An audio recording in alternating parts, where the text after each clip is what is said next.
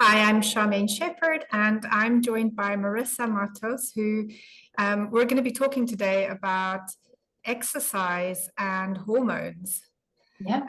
and in particular, the hormone cortisol. Is that right?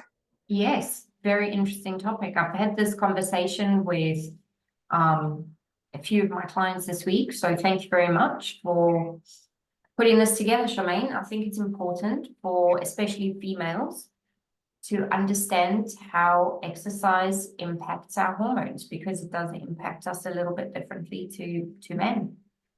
I think the simplest way I'm going to explain it is to say that our brains haven't really developed much from our ancestors. So when we're running away on a treadmill, for example, or running training for a marathon, the brain perceives that as a stress running away from a lion, for example. You know, you're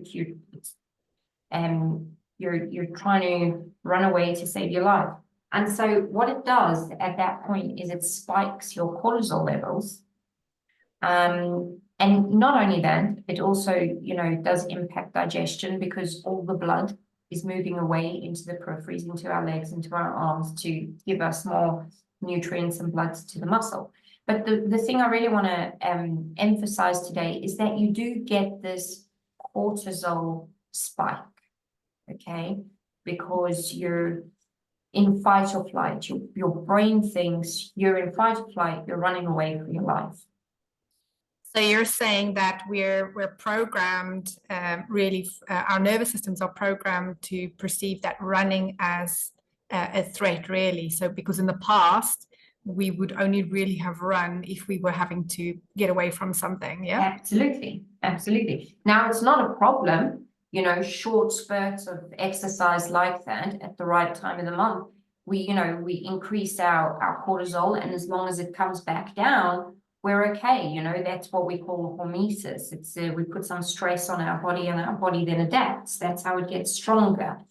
If we maintain those cortisol levels throughout the whole day, throughout the whole week, throughout the whole month, etc., we get into a more chronic state, and the body then has to try and compensate one way or another for that excess cortisol.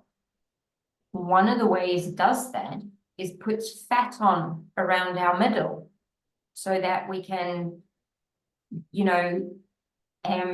help with that excess cortisol.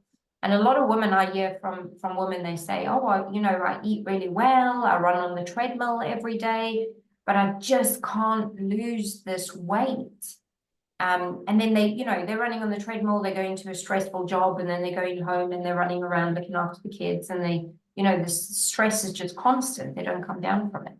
One of the things that I recommend for some of my clients to do is actually like some deep breathing or something called yoga nidra, just a 10-minute exercise after they've come off that treadmill, just to then switch that nervous system, basically tell the brain, hey, I'm out of danger.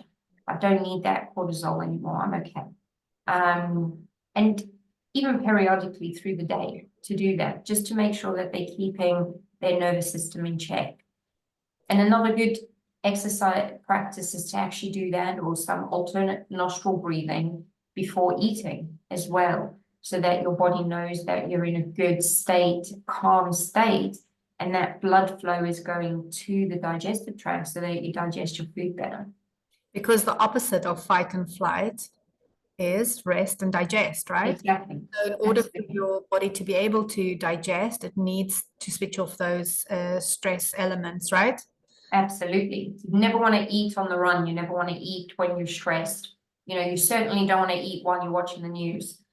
So you want to be in a very calm state. Do a little bit of breathing exercises before you eat, so that your body realizes that you're in the rest state now and we need to digest our food.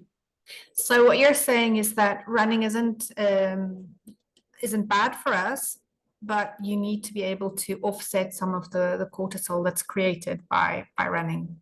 Yeah, absolutely. And I think there's different, if you're a woman that is still cycling, that still has a menstrual cycle, running in short bursts is, you know, is fine at certain times of the month. Maybe around, you know, the time where estrogen is a little bit higher. There you don't want to stress certain hormones. So for example, progesterone doesn't really like a lot of cortisol.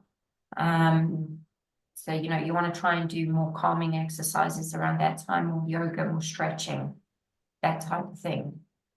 Okay. So it's good to understand as well these hormones and how they, you know, cortisol, insulin, how they impact our thyroid hormones, how they impact our sex hormones, and how doing exercises at different times of the month will actually either play, you know, to our hormone strength or to our hormone detriment, depending on which hormones we're working with at that time of the month.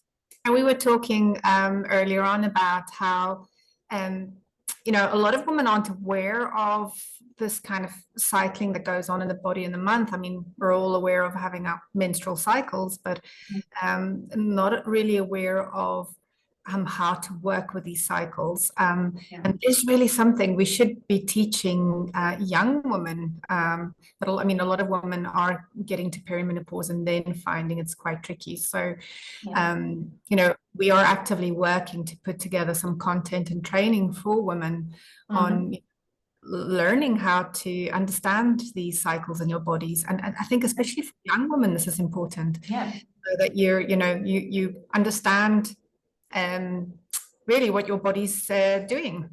Absolutely. And not just understanding our hormones and what our body's doing, but how we can use it to our advantage of women, as women. You know, how we can optimize our estrogen when we need to have higher estrogen, and when we can optimize our progesterone. And so it's actually really about not just knowing what's going on, but actually how to optimize the cycle so that it works for us and that we're not working against it. Exactly. Well, thanks for your time, and more content coming up around hormone cycling, and very, very well put together training on, you know, understanding different phases of your cycle and really what you should be doing at different phases in your cycle to optimize hormone balance. Thanks for your time. Thanks, Charmaine. Thanks.